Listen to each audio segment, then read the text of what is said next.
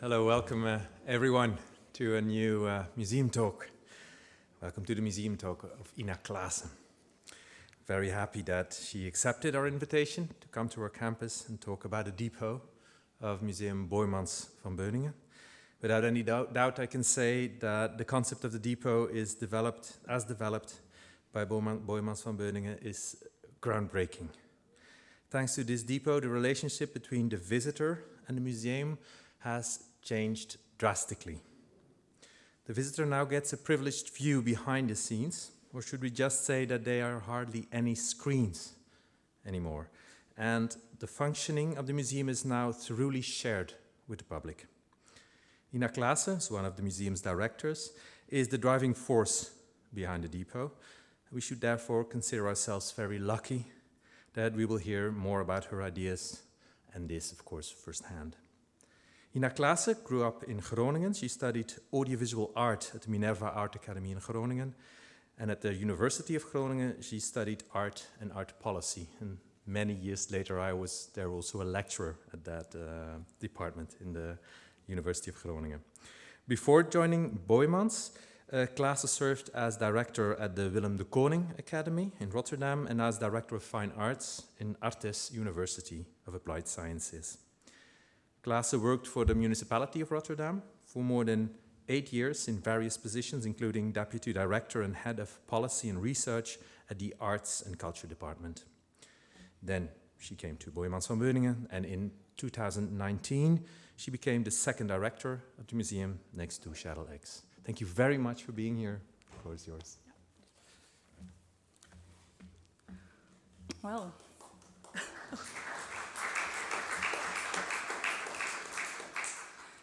Thank you.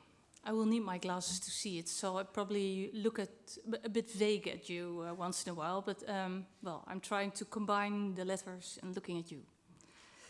Ladies and gentlemen, it's an honor to be here at the University of Leiden and talk to you about the museum and the depot in the light of the public-private partnership that characterizes the history and the development of Museum Boijmans van Beuningen.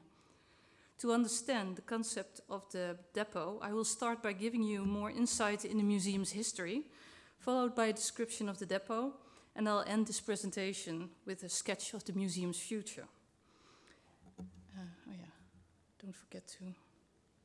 So, there he is. The museum was founded in 1849 after a large private donation by a collector, Mr. Boijmans, to the city of Rotterdam. Mr. Boijmans was a lawyer and he lived in Utrecht. And he first offered his collection to this city, but the city refused his offer. So a friend of his persuaded him to offer it to the city of Rotterdam. And it took quite a couple of years for the city to accept the collection. The prospect of high costs of maintenance made the city council quite hesitant. And once it decided to accept the collection, the city made the accommodations available in the upper floors of the Schielandhuis, and thus the first public-private investment in the museum was a fact. The first decennium of its experience, the museum shared the building with the police station and the general surgeon for public women. At the time of its establishment, the collection of Museum Boijmans consisted of approximately 7,000 works of art and objects, with in addition more than 650 paintings, a collection of prints, drawings and oriental porcelain. This is the Schielandhuis. The museum was set up in a typically 19th century museum in which the paintings were hanging from ceiling to floor, and with the exception of drawings and prints, almost the entire collection was on display. There was no depository. 15 years after the museum was founded, a major fire broke out and 2/3 of the collection was lost. After the fire, the insurance money was used to purchase new works of art in a higher quality. Until the 1920s, the collection grew mainly through donations and legacies, and the museum's resources were relatively limited. In the 1920s, In the 1920s, Rotterdam grew into the largest world port in Europe, and quite a few men made their fortune. These Rotterdam so-called port barons were very internationally oriented and they were trading in different continents. They were very well informed about the international developments of art and culture, and also of the art market. Moreover, after World War I and the Russian Revolution, a lot of art came onto the market. And in 1929, after the stock market crashed, even more came onto the market. In particular, art from collections of European noble families was offered for sale on a large scale, and Europe was impoverished, and much of that art, and also the ethnographic heritage, ended up with very wealthy industrialists in the United States during the crisis of the 1930s. The vast cultural wealth of Europe was shipped en masse to the United States and can still be seen today in the breathtaking collections of museums as the Chicago Art Institute, the Metropolitan in New York, the National Gallery in Washington, the Philadelphia Art Institute, but also smaller cities such as Cleveland, Detroit, and Pittsburgh have acquired incredible collections with their origins in the private collections of the great industrialists who bought up the art of Europe on a large scale. In that sense, the whole collection of the municipality of Rotterdam in some ways is comparable to that of the major American art museums. In Rotterdam, the collection was divided between the Art Museum, Museum Boijmans van Beuningen, the Ethnographic Museum, the Maritime Museum, and the Historic Museum. The art collections and the ethnographic collections in the United States, however, were brought together under one roof in huge museum palaces in the major cities. The collection that became the Museum Boijmans van Beuningen collection in Rotterdam has grown into the most renowned of the four municipal collections, although the collection of the ethnographic art from the Wereldmuseum is of exceptional quality as well. And in this respect, the collection of the Boijmans Museum is not a noble collection, like the many museums in European capitals, but it's more a bourgeois collection. In the 1920s, the ambitious young director of the museum, Dirk Hannema, maintained close contacts with the collecting port barons. Some of them sat on the museum's supervisory committee, which also sanctioned the museum's purchases. In those days, it was common for museum directors to advise private collectors on art purchases in the hope that works of art or entire collections would later belong to the museum. However, this sometimes led to critical comments in the newspapers about the museum, where the power would be in the hands of wealthy entrepreneurs. It seems that in the early 1920s, the communist opinion was that cultural heritage was of a public interest and should be safeguarded from the power of wealthy entrepreneurs. And a little sidestep, so if any one of you have followed the Dutch newspapers in the last 10 years regarding the funding of the depot, or more recently the funding of the renovation of the museum, you'll notice that in this respect nothing has really changed in the last 100 years. In broad layers of the Dutch society, it's understood that public art collections must be free from private interference. But on the other hand, it's the government that's stimulating the entrepreneurship of cultural institutions and the reliance on private donations. These days, however, the advising of private collectors by museum directors is regarded by many people as a conflict of interest and therefore unethical. Think about the public debate about Beatrice Roof at the Stedelijk Museum. Back to the museum. Incidentally, the Boijmans Museum has already been showing private collections in the 1920s and 30s on a regular basis. Collections in the fields of arts and crafts, and design in particular, were displayed at the museum, including the annual Christmas exhibition. In 1939, the Rotterdam port barons, following the American example, set up a foundation with the aim of supporting the museum in the broadest sense of the word. Stichting Museum Boijmans, moet ik zeggen. This foundation also became the owner of a part of a collection of very high quality that is on a perpetual loan in the museum now. The foundation still exists today, and it still accommodates bequests and gifts from private individuals who do not wish to bequeath or donate to the municipality of Rotterdam. And the museum's current business club is also connected to this foundation. The Rijksmuseum in Amsterdam and the Mauritshuis in The Hague had already brought together important collections of old masters, and as the name suggests, these are national museums funded by the national government. As early as in the 1920s, Rotterdam wanted the same thing. It was, after all, the second largest city in the country. However, the museum never became a national museum, and it remained a municipal museum that was largely supported by the citizens of Rotterdam. And maybe recently you have noticed the discussion popping up in the newspapers and by the city council in Rotterdam, because they're advocating actually to get a national status for the museum Boijmans as well. Of course, it's very opportunistic because they just want to share the costs of the investment of the renovation. Director Hannema and engineer-architect Van der Steur made plans in 1928 for a new museum to be built, and they traveled all over Europe and especially Scandinavia for inspiration. A bequest of the shipping agent G.W. Berger enabled the city of Rotterdam to build the new museum. There it is. In 1935, it opened its doors, and the collection, which has now been grown to some 17,500, so 10,000 more, I think, was also displayed here in its entirety, with the exception of the drawing and the prints, of course. A novelty was that the museum had a relatively large hall for temporary exhibitions. The museum opened with the first blockbuster in the Netherlands, the exhibition Johannes Vermeer. Really? Origin and Influence, Fabricius, de Hoog and de Witte. For these temporary exhibitions, a very small depository was included in the building. It was about 50 square meters. Here's the interior.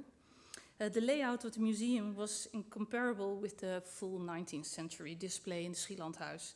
The works of art were hung spaciously in rooms with daylight so that the individual quality of the works could be done justice. Yet, in the architecture and the layout of the museum's permanent collection, one can still see clearly the origins of the collection, a bourgeois collection. The rooms of the museum were largely of living room format for the works of art that were also of living room formats. The collection had originally hung in the houses in the country estates of the port barons. The furnishings, the curtains, the carpets, the fireplaces and chandeliers were also reminiscent of that domestic setting. In the period 1935 till 1958, the collection experienced an enormous growth as a result of extensive donations, but also due to the purchase of a few collections from private collectors. An exceptional highlight was the acquisition by the municipality of Rotterdam of the collection of 288 artworks from the heirs of Mr. D.G. van Beuningen in 1958 for 18 million guilders. That paid for the heirs' inheritance tax. Important masterpieces from Mr. van Beuningen, private collection, had previously come into the possession of the Museum Foundation through gifts. And from then on, the museum was called Museum Boijmans van Beuningen, which is sometimes a bit difficult for the international audience, thus it refers to the close relationship between the museum and its private collectors. Some of them are these. Maybe pay a little bit of attention to the guy on the upper left. He's Mr. van der Vorm, and I'll talk about him a little bit later. The museum's collection is therefore an encyclopedic and eclectic one, in which the tastes and the preferences of the private collectors are visible to this day. The collection now comprises of 152,000 objects of art and design from the Middle Ages to the present day. More than 2,000 individuals have donated over 50,000 artworks. Almost 40,000 artworks have been purchased from approximately 3,000 private collections. Moreover, the collection is the most international collection of the Netherlands. The museum has art from Germany, France, Italy, Great Britain, Spain, Scandinavia, etc., and from the Middle Ages to the present day. And naturally, almost all continents are represented in the modern and contemporary collection. Let's see. Well, the Fabricius is still from Mr. Boijmans, and the Titus van Beuningen. Impressionists, surrealism, modern design, anything. With the growth of the collection and the development of art itself, the need to expand the museum grew again. In 1972, a new wing of the museum was opened, designed by the architect Alexander Bodon. The Bodon section is a modern building with large daylight halls with wide walls, which are suitable for display of modern and contemporary art. 4 depositories were built in the basement of this section of the building. However, this was by no means sufficient for the ever-growing collection, and in 1979, a new depository of 10,000 square meters was built for all municipal collections from Rotterdam, including that of the Museum Boijmans van Beuningen. It was climatized and it was secure, and it was in an industrial area similar to many museum depots these days in the Netherlands or abroad. Meanwhile, the prosperity in the Netherlands increased rapidly in the 1960s and 70s, and the government stimulated the purchase of visual arts. Purchasing schemes, BKR, kunstkoopregeling, 10% regeling, for art increased sharply, and more people could afford to collect art. The legitimacy of art policy shifted from beauty to welfare. Art education for the masses was introduced, and the number of visitors to the museum increased, as did the curiosity of the public about what was in those treasure chambers of the museums.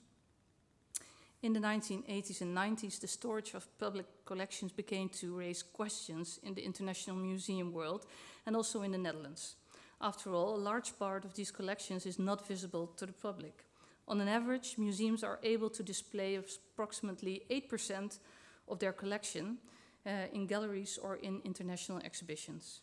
The first experiments with opening up depots, showing the storage of art, etc., made their appearances in the museums. In 1990, Museum Boijmans van Beuningen established an open depot in an exhibition hall. Racks were placed on which 100 works of art were hung. Here you see it. And next to this was a computer with a database of images of works of art from the collection that could be consulted by the audience. When the next extension to the museum, the Rotterdam wing, was opened in 2003, the next step was taken in opening the collection.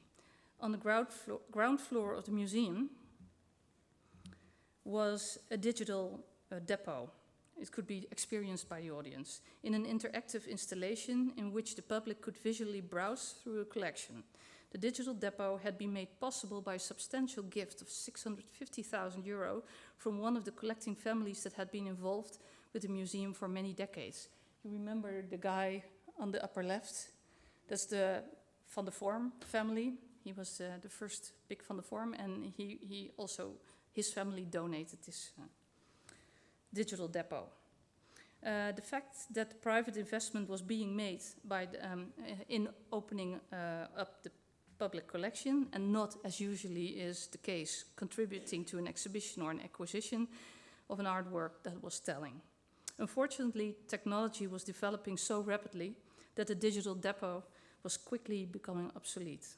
The museum lacked the sources to continue investing in the technological innovation of the depot, and so it had to shut the digital depot down.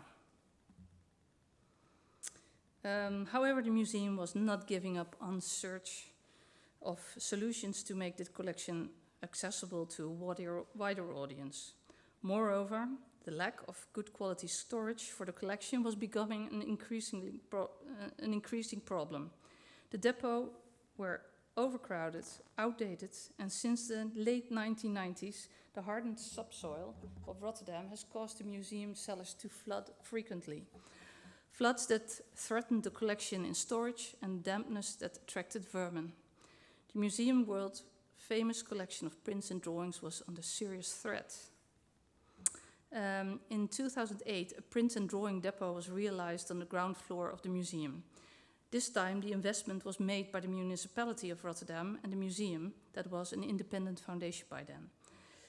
The public could view the depot for the collection from behind glass, but prints and drawings could also be requested to be viewed on hand, under the guidance of a conservator or register, of course. The involvement of the private collectors in the museum was no longer only expressed in contributions for acquisitions, exhibitions, educations, and gifts and bequests. In the 21st century, exhibitions with entire collections of private collectors, often owners of large companies, could be seen in a museum with some regularity again, such as the Kaldek collection or the Van Heus van Zomeren collection. However, the print and drawing depot was only a solution for the acute problem of the print and drawing collection, but not for the entire collection, which was, as I explained, under serious threat. When the museum became independent in 2006, it had already sounded the alarm. The museum building was full of asbestos, and the collection was threatened by flooding and vermin in the form of silverfish. The municipality, still owner of about 85% of the collection and the museum building, was ultimately in 2010 prepared to invest in a new depot for the museum. And this is where the story of the first, this is the depot on the first floor. This is a story of the world's first publicly accessible art depot, which opened its doors in November 6 in 2021. Of course, the museum could have built a new depot building like so many others, a closed box in an industrial area with a high fence and a mean dog, and then the collection would have been quite safe and high and dry, but it would not have been an answer to the problem of the limited visibility of the public collection. Only 8% is on display, about 600 works a year. Nor would it have been an answer to the question of how museums as an heritage institution remains or becomes sustainable, relevant to younger and more diverse generations of non-visitors. And besides that, it would have been totally boring. The idea of the publicly accessible art depot was born, but what that exactly was, we didn't know yet. And it was a rather abstract idea, I think.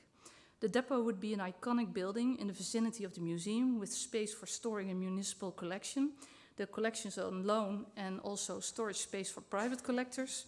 And while we were at it, a number of restoration studios, a restaurant, and a shop. Winnie Maas, architect at Rotterdam-based MVRDV, was asked to make a design and an experiment as a thinking model with which the museum could enter the dialogue with the municipality and the public. The idea was presented to the alderman. The most important question was, from him, what does it cost extra, such a publicly accessible depot? And the answer was, well, we think about approximately 15 million. That's on top of the 20 million that it would just cost in this industrial area. And the alderman and the council thought that was too much.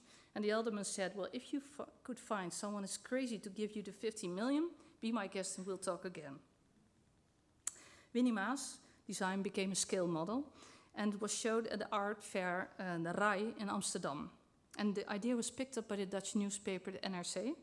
And sometime later, the museum received a call from someone who would like to come and talk about a museum depot. An appointment was made, and a few weeks later, a man in a trench coat walked in with a newspaper under his arm. And he put the paper on the table, and he said, what does it cost extra to have a depot accessibly to the public? Well, 50 million. Okay, I'll give it to you. It was really as easy as that. And of course you think, who was that man? That man was Martijn van der Vorm. So he was the grandnephew of the guy on the top left. The very wealthy nephew from Willem van der Vorm, who was intensely involved with the museum in the 1920s and 30s. And he was the founder of the Willem van der Vorm collection, which the museum had already on a perpetual loan from the 1970s. The reason that the very wealthy Martijn van der Vorm wanted to invest in the depot was because he believed in the vision of the museum and because it would be an investment in a place where the museum park, where the municipality had already been investing a lot. The Kunsthal, NAI, now HANI, and it would increase the return on investment. From that moment on, things quickly became concrete. A technical program of requirements was written, and a competition was organized. MVRDV won the competition with a mirrored bowl. The fact that the idea of a publicly accessible depot was not a very elaborated idea yet can also be seen at the program of requirements for the depot, which was actually just a technical program in which the public functioning of the building was not described. The museum had to work out the concept of a publicly accessible depot. Initially, we were thinking about 20% accessibility, but during the design process, it became clear that we should aim for complete transparency and accessibility. The advancing insight into the public character of the building left its marks on the design process, sometimes to the despair of the municipality and the architect. The depot is in principle a work building. I don't know a good English translation. A building where the museum is working with the collection, storing, conserving, restoring, carrying and collecting. But the design was spectacular, and we got the impression that the exterior of the depot would suggest an even spectacular interior. So to prevent any disappointments, we asked several artists to make an interior design. Marieke van Diemen designed the life-size vitrines. Even kijken, waar zijn we hier? The life-size vitrines, and John Kermeling was asked to design the entry hall. The depot is explicitly not a museum. It is the backstage of a museum.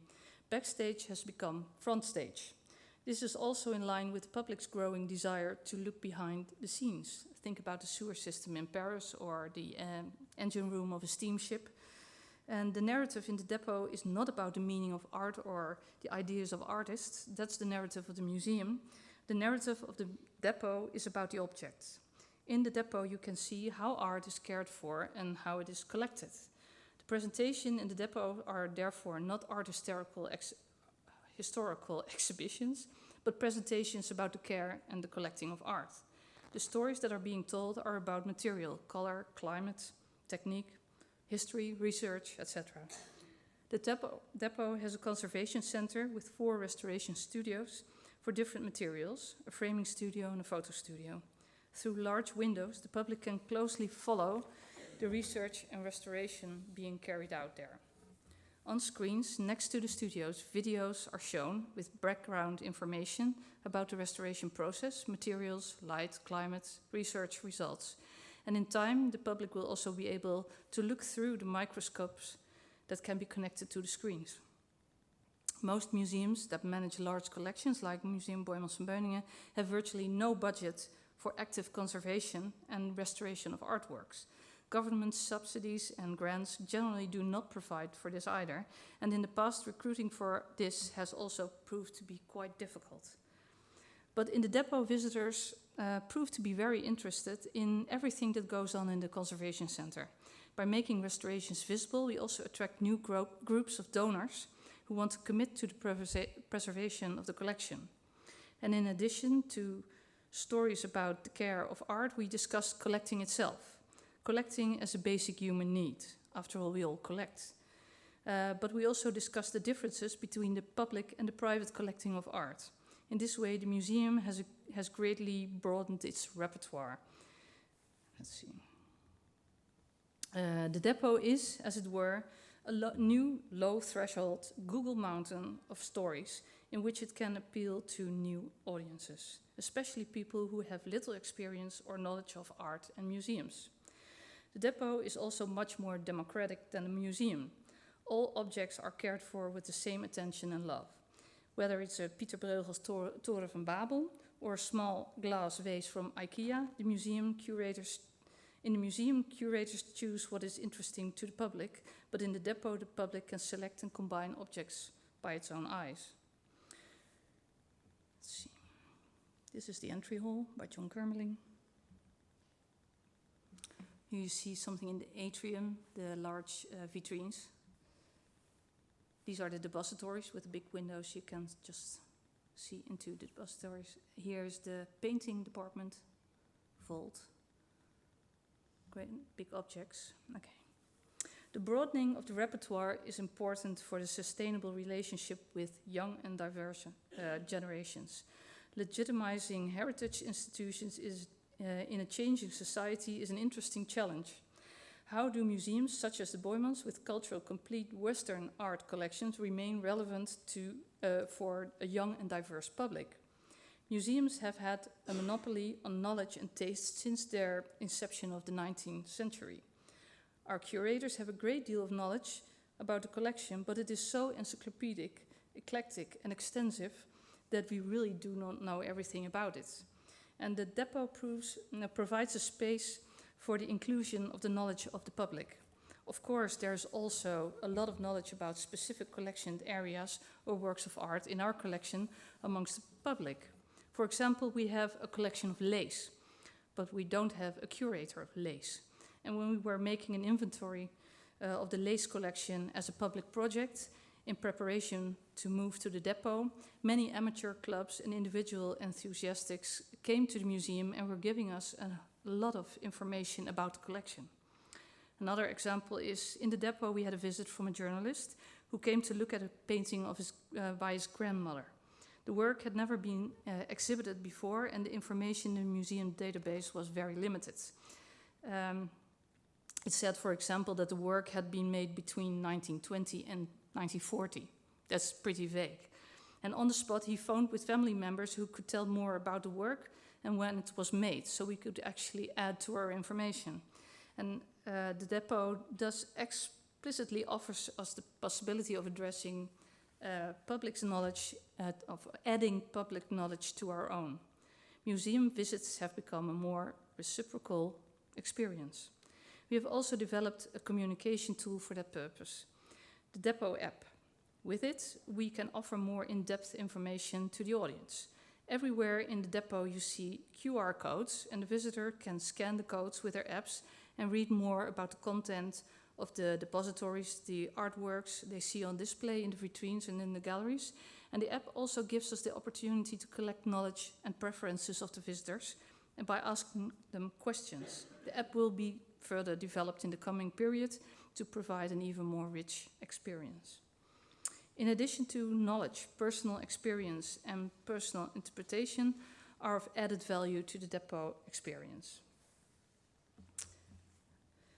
The depot can be visited by buying a ticket online and exploring it on your own. There's also a free option for a guided tour. In a guided tour, the visitor, in a TIFAC code and in a group of no more than 12 people, goes through the depot with a guide and a guard. And you really go into the depot, the depositories. The guides are not art historians, but they are ordinary Rotterdammers with a talent for telling stories and communicating with visitors. They are fed by the scientific and educational staff of the museum, but they can tell their own stories. So the guide stories are not just standard pre-described texts, but they have a personal and individual approach that proves to be of added value to the public. In the depot, 7 compartments are designed for private collectors, and we have one compartment where private individuals can rent space per square or cubic meter. The 7 compartments differ in size and are all equipped with a depository, a showroom, and a pantry. And they are like private apartments in the depot. The presence of the private collectors in the museum gives us the opportunity to tell stories about a broader context of the art world, such as the difference in public and private collecting, in scale, size, value, budgets, tastes, the art market, and other kinds of developments. The motives of the private collectors for renting in the depot are very diverse. Exposure, legitimacy, patronage, support of artists, being taken care of, benefiting from the audience, network, and the museum's reputation. Everything is possible. What is remarkable is that the private collectors use the depot in a completely different way than we anticipated. Firstly, the interest of the companies with collections have proved to be strong, whereas we have envisaged more private collectors for the compartments, but in general they tend to be more interested in renting the space per square or cubic meter. The depot's tenants are very diverse as well. The compartment house the corporate collections of KPN and Rabobank, as well as private collections like the Lakeside collection. The use of the compartments is also very different. The Rabobank has turned its compartment into a kind of a gallery, of a museum gallery.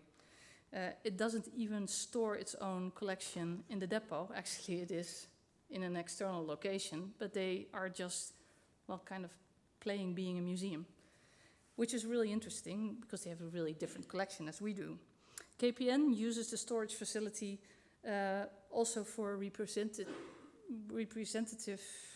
actions or events. So also their board are regularly having meetings actually in the depot because it's such an inspiring environment. But Lakeside, the private collection, gives part of the space to a young artist in an artist in residence program. We have never thought about that, but they do. So they actually, all these tenants, they add to the concept of the depot, which is really interesting. And it also tells us a lot more about different parties in the cultural world, I think. Recently, we have even onboarded a cultural institution, het Verhalenhuis Belvedere, as a new tenant. This institute collects stories and artifacts from various larger groups with migration background that live in Rotterdam. We're very excited about the interaction between this collection and that one of the Boijmans. But the tenants that rent per square or cubic meter are also very diverse. For example, heirs of deceased artists with large bodies of work, private individuals who have no room at home for an odd size piece of art, or works from art of an inheritance that they don't want to store at home, but they also don't want to get rid of, or a collector's mania that has got out of hand and has no longer any place in his or her house. The museum, therefore, is not the only one to influence the depot's concept and operation. Tenants and the public also contribute to its contents and experience. But not only the repertoire and the narratives are important. The depot is also a business model. For the first time, we are exploiting the storage of collection, entry tickets by renting out storage space, but also by offering art services such as packaging and transport, cataloging, pest management, conservation treatments, etc. We raise funds and earn money for the care of the restoration of the collection.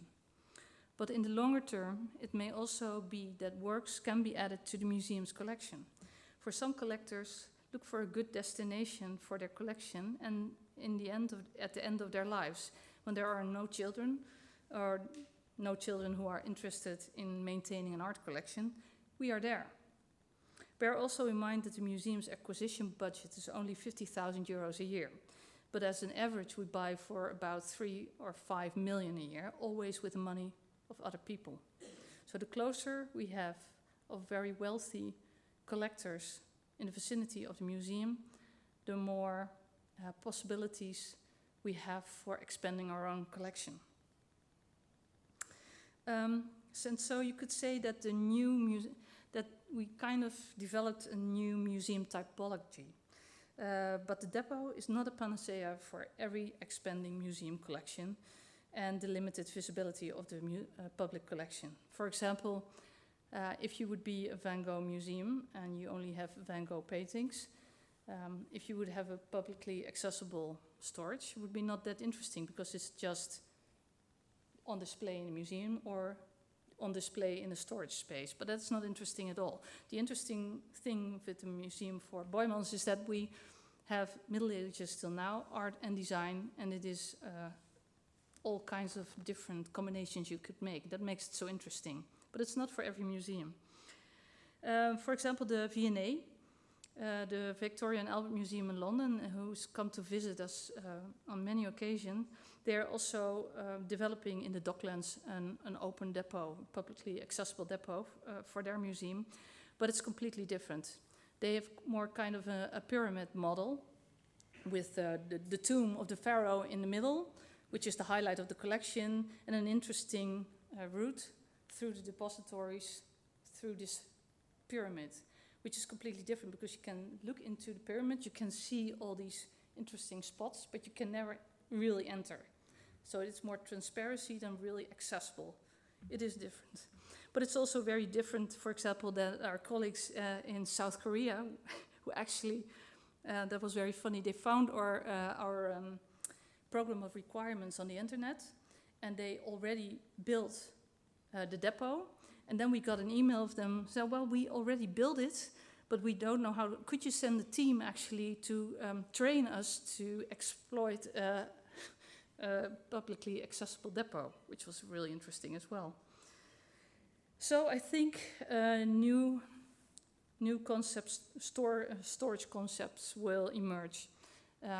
So it's not like being copied all around the world, but I think there will be many forms of public accessible depots in the next couple of decades. The international attention for the depot has been overwhelming, though. Since the opening, 3,000 articles have been appearing in international media, and over 3 billion people have been able to learn about the depot. Let's see. Oh, yeah. He opened it. These were the private collections. This is KPN. This is the Lakeside collection, Ali Gillis. And this is the project of Pippi Lotte Riest. So even at night you can experience a really interesting installation by Pippi Lotte Riest. Actually, there's a lot of people coming there because it starts when it's getting dark, and people actually bring their own bottles of wine and beer and are sitting there and skating there at night, and just it's a meeting place for young people actually at night. Now that the COVID pandemic has subsided, the public has returned, and we've been in business for more than a year.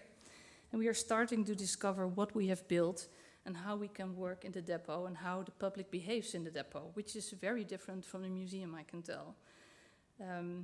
It will take some time before we really understand what we have really built, I think. But the difference in the behavior of the public is especially that they kind of approach it as an event. When they first come in, they don't really know what to expect, so you have to explain quite a lot. But then people go in and they are quite free in the way of they move. In a museum, it's kind of this holy silence, and people are very careful not to talk very loud and not to run. But in the depot, the noise level is much higher, and people are much more free to move around. I think people experience it more like an event than a museum.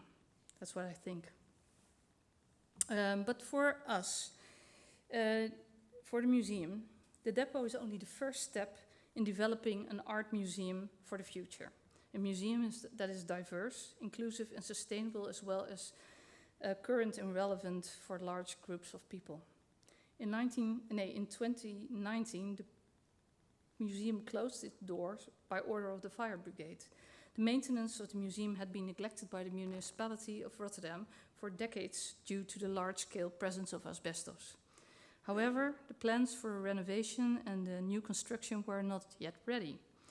Meanwhile, the asbestos has been virtually removed, and the preliminary design for the renovated and renewed museum is being drawn up. Because the museum will not open until the 1930 at the earliest, the museum has developed a so-called transit program. In the transit consists of 5 program lines. The first one is Boijmans in the classroom, because we didn't think it to be acceptable that a whole generation of kids would grow up without a collection of Boijmans. We set up a program where we brought the works of art from our collection actually really to the classroom. So we bought our own little van, and we went then to the school with 2 art handlers and a guard, and we just brought it to the schools. And there was also an XL version that actually brought several works of art to the school, mostly to the biggest classroom or the gymnasium, where actually we could work with the kids to make our own exhibition with the works of art of the museum. Of course, we didn't bring the Tower of Babel. We didn't. But of course, there's 152,000 works of art, and there's a lot of works that you can actually work with quite safe. Then we had Boijmans at the neighbors. It's always been a wish of our neighbors to use the collection of Boijmans, but of course, we wanted to make exhibitions with our collection ourselves. But because we were closed, it gave us the opportunity to actually be generous to the neighbors, and not only museums, but also, for example, the Erasmus MC, who had a loan for large statues from us. And actually, Droom en Daad sponsored this program, and so there was a lot of exhibitions which combined the collection of the Museum Boijmans with collections of other museums. It was really interesting, and the program has stopped now, but everybody want to continue this program. And Droom en Daad also invested in the other museums because their security level and the climate wasn't okay enough to use the Boijmans collection, and so everybody got lucky because actually they invested in these museums. Then we also had Zuid Boijmans van Beuningen. So that is a dependance on the south bank of the city. South Bank is a deprived area where the average level of education is low, as are the incomes. And it is also many people with migrant backgrounds living there. South is an old school building where various cultural institutions and welfare organizations are using a number of spaces. The program of Zuid is focused on local residents. We do projects and exhibitions for, by, and with the local residents, and we invite international artists to work with them. But we also provide after-school care for children who cannot or do not want to go home and offer them art education projects. And then we have Boijmans International. The collection of Boijmans belongs to the top 60 collections of the world, and we have the ambition to double the amount of visitors after renovation. For the years up to the opening, we made a couple of international traveling exhibitions with the Boijmans collection. For example, we have a famous surrealist collection, and that is traveling from New Zealand to Korea, Mexico, Denmark, Italy. And our impressionists were last year shown in Leeuwarden, for example, and they will be traveling abroad after that. New Horizons is a thematic exhibition on contemporary art that will be traveling to Korea, Italy, and Taiwan. And in 2024, the top of the collection will be shown at the Rijksmuseum in Amsterdam. This way, we are building up the museum's reputation so that a new international audience will find its way to Boijmans from 2030 when we open the renovated museum again, we hope. Boijmans projects. In Boijmans projects, we experiment with exhibition formats in the city at external locations, indoor and outdoor. A rather spectacular one was the Boijmans drive-through. I don't know if anybody have heard about it. It was in the large convention center of Rotterdam, Ahoy, and we made a large-scale exhibition on ecological and social change. A selection of odd-sized works of art from the collection were, together with some commissioned works, were placed in a 10,000 square meter hall. And we were sponsored by Mini Cooper, a car dealer that loaned us 36 electric Mini Coopers, which the audience could literally drive through our exhibition. This was really spectacular, but because it was in COVID, it was only people from Rotterdam coming over, actually. All the projects in the transit program are aimed at creating an innovative program, both in terms of content and exhibition format, as an inspiration for the new museum that will open in 2030, and with which we also want to connect to younger and more diverse audiences. This also means working with more different and new perspectives on the collection to become a more inclusive museum. The renovation, here we see some pictures. This is the south. This is going to the classroom. Actually, this is the school of my daughter. This was the drive-through in Ahoy with the cars. Oh, yeah, the renovation. The renovation and the new construction of the museum is the second phase of the museum's transformation. The Van der Steur and Baudon sections will be restored in their former glory, and the Robrecht-Dam and Henket sections will be demolished. The architecture of Van der Steur and Baudon sections followed the development of the museum's art and collections at the time, and this makes the architecture kind of part of the collection. In addition to the lack of functionality, the building components of that are to be demolished do not meet this quality. so we don't look upon them as part of the collection. The museum works towards a clear programmatic profiling of the various buildings or sections in which the art collection of Boijmans is always the starting point. The sum of all the relatively autonomous buildings or sections, wings, will be Boijmans van Beuningen. The arrangement of the collection will be on display again in the Van der Steur building section, and the Baudon section is and remains an exhibition machine for art and design through the ages, and the depot in the museums is the museum's treasure room. The new construction in the museum park will be different from the other buildings or section wings. It will not be an incubator for art, but it will be more kind of an arena or a colosseum, if you will, where you can actually work with water and fire, where art can be created and the audience experience themselves as part of the program. The Boijmans educational program plays a prominent role at this new location, as will the Van der Steur and Baudon sections. The architecture will follow the development of the art itself again. The distinguishing feature of the Museum Boijmans van Beuningen is its international collection of art and design, which spans 7 centuries and offers an infinite amount of context for making programs with or without the collection. The development of art and design, as well as the universal ideas and values that are embedded in it. From this quality, the bridge is being built to contemporary art that is multimedia and culturally diverse. Art reflects society. It is a reflection on what divides us and what connects us. The link between future generations and the museum collection will be based on the topicality and urgency of the contemporary art. The museum wants to offer visitors an experience that broadens the mind and strengthens the heart, and is a place for pleasure, knowledge, connection, cultural citizenships, identity, self-esteem and pride for the people of Rotterdam and visitors from far beyond. The active interaction between the museum and the public, with which Boijmans is now experimenting and gaining experience in the south and the depot, is of eminent importance for the development of the program of the Boijmans of the future. So whether we're talking about investing in bricks and mortar, acquisitions for the collection, or creating a program for the museum in the future, Museum Boijmans van Beuningen is a public-private endeavor. That's it.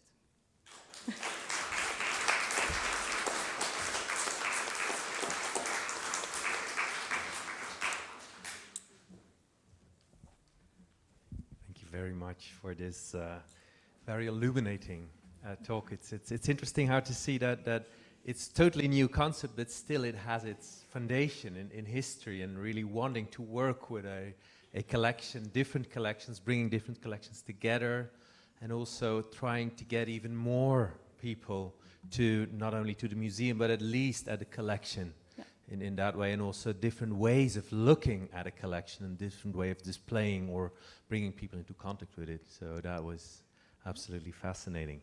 Are there questions? First question.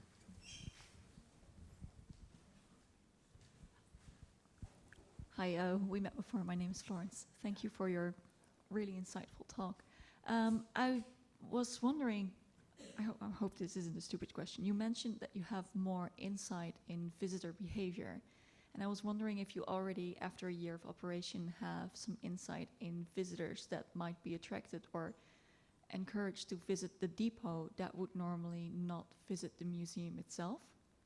Yeah, it's not hard data we have, but we do see a different audience coming. Of course, many museums now these days see that the audience are becoming younger after COVID, so it's the younger audience coming back, and we see that as well. But we think it is extra in the depot. So we see it in an age difference, we see it in the behavior, we see it actually, it's really hard to explain, but you can see actually the regular museum visitor has a different appearance than people that are not used to go to a museum. Their behavior is different, the way they look is different. So it's not hard data we have yet. We are still collecting that. We started that about half a year ago, but I suspect that we actually see that it is a different audience that we attract.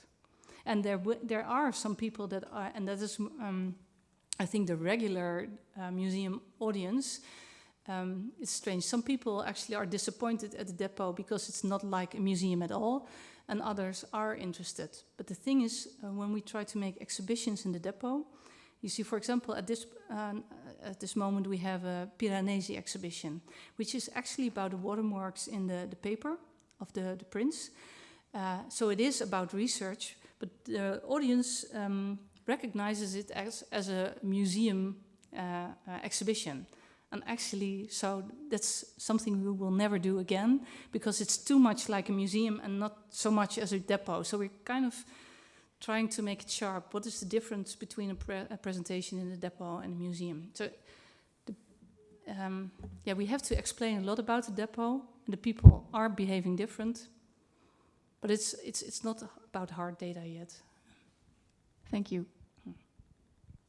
Other questions?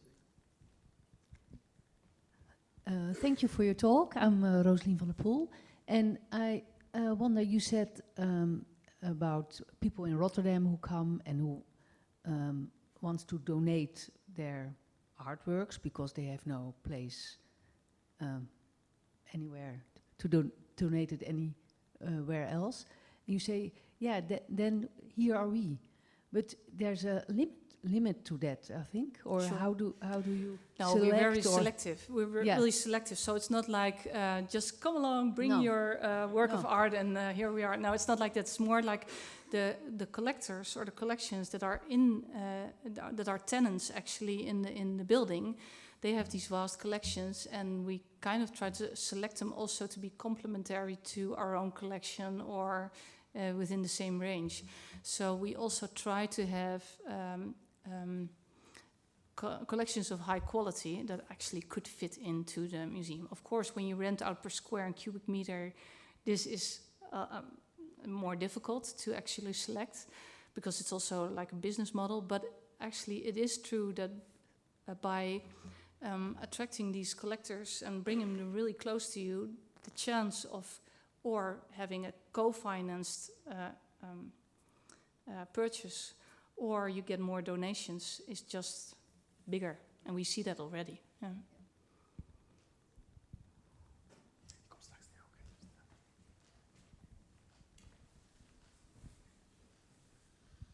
Good afternoon, thank you very much. I was wondering if would you have to, do you want to have anything different in the depot at this moment? Are there things you have learned and you wish you could have changed in the process? Yeah, a lot of things. I wish we had a better program of requirements. I just already mentioned it a bit, because we never thought that well about the public function of the building. And actually that takes a lot of square meters. And if you see the design of so this bowl, the main square meters are on the top, but from a public perspective, the main square meters should be at the bottom. And so we had to offer a lot of art handling space for the visitors' experience. So now we would have liked to have 2 truck docks, and we only have 1 loading dock. And we would have a huge quarantine room. We only have a very small one now. So we really had to sacrifice a lot of space for the audience. So if we would have been faster in our way of thinking about the public function of it, we probably would have a more balanced design. And also the thing that we experienced, that we never thought about it, but actually COVID opened our eyes of how the capacity of the building is actually not big enough for the amount of people that want to visit it. Because in the first few months, we had these regulations with the distancing, and then we saw that the lift capacity, for example, was way too small to accommodate many visitors. So we should have thought more about also bigger lifts, elevators, I have to say, elevators. And also the cloakroom had to be much bigger, and so yeah. But well, of course, the collection will be growing, and in 20 years it will be completely full, and we have to build the next depot next to it or so, and then we do it all better. Thank you for your presentation. I'm interested in in what I call the museum, because I think I haven't visited yet. That's also the reason I'm asking these questions. There's a museum and there's the depot. And I understand that the museum will be closed until 2030. Yeah. So that's for 7 years still. So what has happened to the collection of the museum at this moment? For example, you mentioned the Tower of Babel. Is that hidden until 2030, or is it shown somewhere else? No, actually everything is on display, but in storage. But the Tower of Babel, we have one of the galleries. We have 3 gallery spaces in the depot, and one of them actually has a selection of the highlights. That's because the museum isn't open yet. So we made a special presentation about the highlights, and actually we did it in an exhibition format of Lina Bobardi, which was these glaze standards actually on concrete, which shows the highlights of the collection in a democratic way. So there's like soldiers in a row, and just everything together, from a Basquiat next to Breugel to Jan van Eyck to Mondriaan, everything, but with their backs to the public. So if you enter the space, you just see the backsides of the works, of the paintings, and there's a lot of stories to show about the backsides of the paintings as well. So you start the other way around. You're not looking at the pictures, you're looking at the backside, the stamps. Some letters are being glued at the so the backside, for example, from the Tower of Babel, there's a letter from a previous owner stuck to the backside, which is really interesting, another story for the people to tell. So the highlights we are showing in the depot, but we would never do that when the museum would be open. This is just to accommodate the public, because we see that people from Rotterdam actually miss their collection, so they want to see the Titus from, and they want to see the Tower of Babel. So it's a compromise. The coming 7 years is temporary, and in 7 years, the museum will come back in its old form, and the depot will... No, never. No, I think that the museum we closed in 2019 won't exist in 2013, because the world has changed. And actually we have to try to change with the world and kind of project that already in the new building on 1930. We will, of course, show the collection in the Van der Steur wing and the old museum, but the way we will program the building will probably be completely different than we did in 2019 when we closed the museum. And we're building also the new building blocks for the museum will be different. There won't be these white cubes, but it will be these spaces where we can accommodate contemporary art, which is completely different. Okay, thank you. Other questions?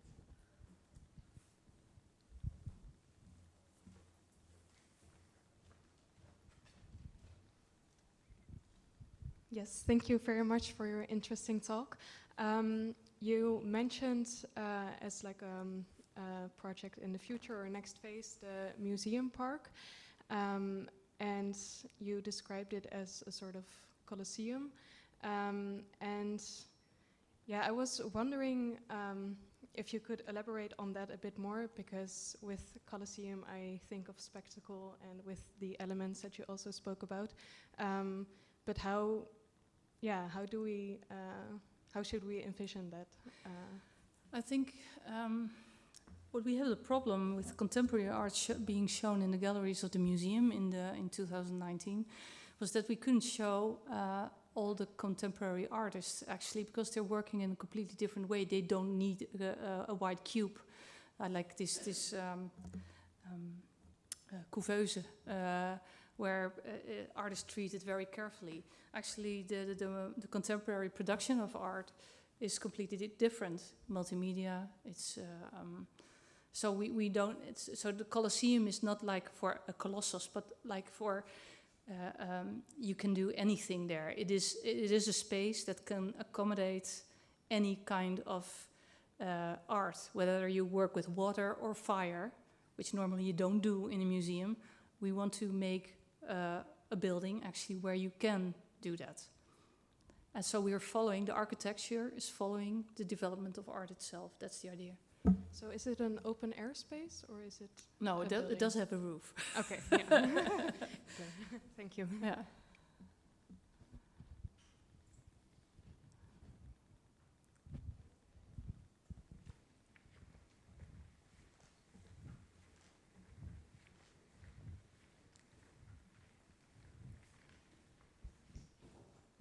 Yes, thank you again for the talk.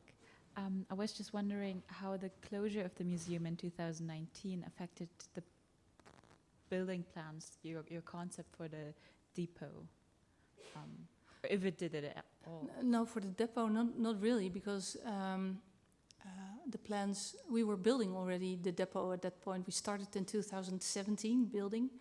So it's not while changing your plans while you're building is really not a good idea. It's not a good idea to changing your ideas while designing it, but while building, that would be really stupid and very costly thing to do. So no, it didn't change anything, the closure of the museum.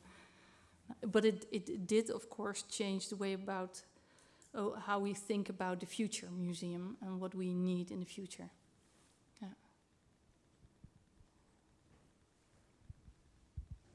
All right, but there are no longer questions. I do want to thank you a lot for this fascinating talk, and I hope you all go and visit because it's very, very fascinating. Yeah, please do.